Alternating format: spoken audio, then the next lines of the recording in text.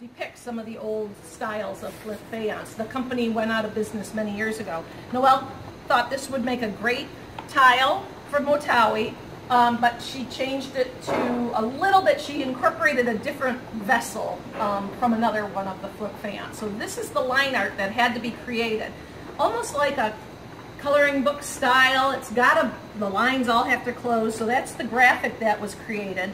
In the earliest days, we used to use a solvent on the artwork and transfer it into a blank plaster mold.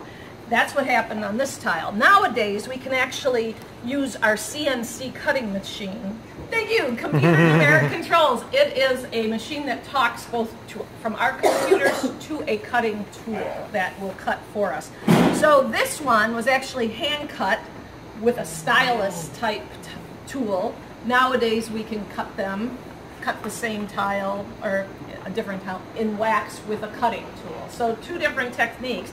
In both cases, the next step is to pour liquid rubber into that cavity and create a rubber master. And this rubber master, this could break, I could drop this could get destroyed, but the rubber master stays with us for years and years because the molds do wear out and we have to replace them.